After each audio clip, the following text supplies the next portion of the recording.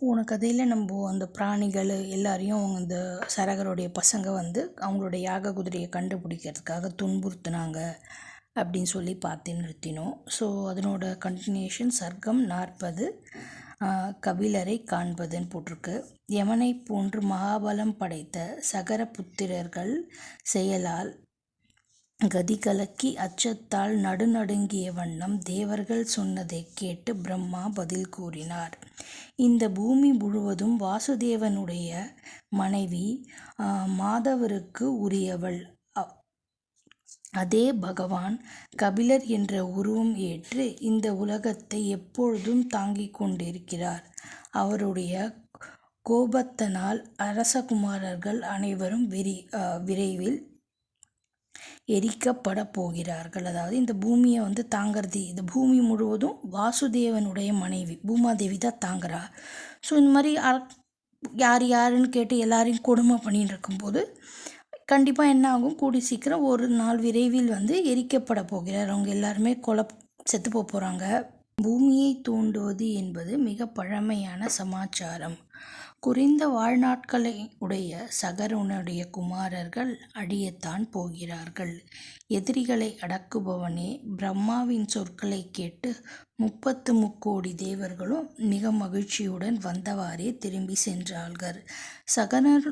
சகரனுடைய பராக்கிரமம் மிக்க புதல்வர்கள் பூமியை பிளந்த போது இடியோடு போன்ற பேரொளி எழுந்தது. அவர்கள் உலகம் முழுவதும் தோண்டி பார்த்து கடல் சூழ மண்ணுலகை வலம் வந்து சிறிது இடம் கூட விடாமல் தேடி பார்த்து விட்டு சகரிடம் கூறினார்கள். அதாவது அவங்க என்ன பண்ணாங்களாம், ஒரு சின்ன இடம் கூட பூமியில் விடலை, ஒரு இன்ச்சு நுனி கூட விடாமல் மொத்த இடத்தையும் தோண்டி பார்த்து தேடி பார்த்து அவங்க என்ன பண்ணுறாங்களாம், இந்த சகரனுடைய பசங்க எல்லாரும் சகரனிடம் கூறினார்கள், நாங்கள் உலகம் முழுவதிலும் சுற்றி பார்த்து விட்டோம்.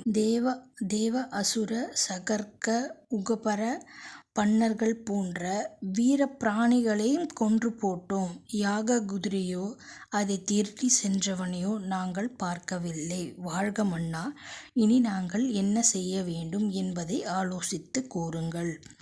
ராகவா, நாங்கள் கூறியதை கேட்ட மாமன்னர் மிகவும் கோபம் கொண்டு கூறினார், மீண்டும் சென்று பூமியை அடிப்பக்கம் வரை தோண்டுங்கள், வெற்றி உங்களுக்கே. குதிரையை திருடிச் சென்றவனை கண்டுபிடித்து காரியத்தை வெற்றிகரமாக முடித்து கொண்டு திரும்பி வாருங்கள். கிடைக்கலன்னு சொல்லும்போது அவர் என்ன சொன்னார்னா, இப்போ 66,000 யோஜனை தானே தோண்டியிருக்காங்க, ஒரு சர்டன் லிமிட் வரைக்கும் தான் இப்போ தோண்டி தேடி பார்த்துருக்காங்க. ஸோ அந்த சகர மகாராஜா என்ன சொல்கிறாரு, இன்னும் பூமியினோட அடி வரைக்கும் போய் தேடி பாருங்கள், வெற்றி உங்களுக்கே அப்படின்னு சொல்லி அவங்களோட திருப்பி அந்த 66,000 பசங்களை அந்த யாக குதிரையை தேடுறதுக்காக அனுப்புகிறாரு. போற்றுவதற்குரிய தந்தை சகரின் ஆணையை ஏற்று 66,000 மைந்தர்களும் ராஜாசலம் தட்டிய பூமியை உடைத்தார்கள். இவ்விதம் உடைத்து கொண்டு போகும்போது மாபெரும் பர்வதம் போன்ற ஒன்று விளங்கியது. மண்ணுலகத்தை தாங்கிக் கொண்டிருப்பதுமான விருபாட்சன் என்ற தலைச்சிறந்ததை கண்டாள். விருபாக்ஷன் என்ற மாபெரும் யானை மலை காடுகளோடு கூடிய இவ்வுலகத்தை தன் தலையில் சுமந்து கொண்டிருக்கிறது. காதுக்கனே, அது எப்பொழுதெல்லாம் களைப்படைந்து தலையை சுற்றி அசைக்கிறதோ அப்பொழுதெல்லாம் நிலநடுக்கம் உண்டாகிறது. அதாவது அது ஒரு யானையா, அது பேர் விருபாக்ஷன் அப்படின்னு சொல்கிறாங்க. அது காடு மலை கூடிய இந்த பூமியை தன்னோட தலையில் சுமந்துட்டுருக்கு. ஸோ அது எப்பெல்லாம் தலை வலிக்குதோ இல்லை தலையை ஆட்டுதோ அப்போல்லாம் என்ன ஆகுதா, நமக்கு நிலநடுக்கம் உண்டாகிறது அப்படின்னு போட்டிருக்கு. திசை காவலனான அந்த பெரும் யானையை வலம் மரியாதை செலுத்தி ரசாத்தாசை துளைத்து கொண்டு தொடர்ந்து சென்றார்கள். கிழக்கு திசையில் தோன்றி பார்த்துவிட்டு தெற்கு திசைக்கு சென்றார்கள். தெற்கு திசையில் ஒரு மாபெரும் யானையை கண்டார்கள். மிகப்பெரிய மலை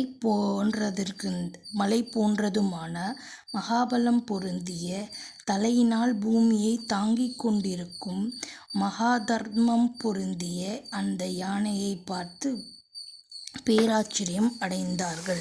சரகனுடைய 66,000 புதல்வர்களும் மகாபத்தை வலம் வந்து பின்னர் மேற்கு திசையில் தோண்டத் தொடங்கினார்கள். அதாவது அந்த சைடு அந்த யானைக்கு மரியாதை செலுத்திவிட்டு அடுத்த திசையில் தோண்ட தொடங்குறாங்களாம். அங்கேயும் அவங்க என்ன பார்க்குறாங்கன்னா, ஒரு பெரிய யானையை பார்க்குறாங்க. அதுவும் என்ன பண்ணியிருக்கான், அது தலையில் சுமந்து இருக்கிறதுனால அதுக்கும் உரிய மரியாதையை பண்ணிவிட்டு என்ன பண்ணுறாங்களா, அடுத்த பக்கம் சருக்கனுடைய 66,000 புதல்வர்கள் மகாபாத்துக்கும் பலம் வந்து அந்த யானையை சுற்றிட்டு பின்னும் மேற்கு திசையில் அடுத்தது வந்து மேற்கு திசையில் திருப்பி தோண்ட ஆரம்பிக்கிறாங்க.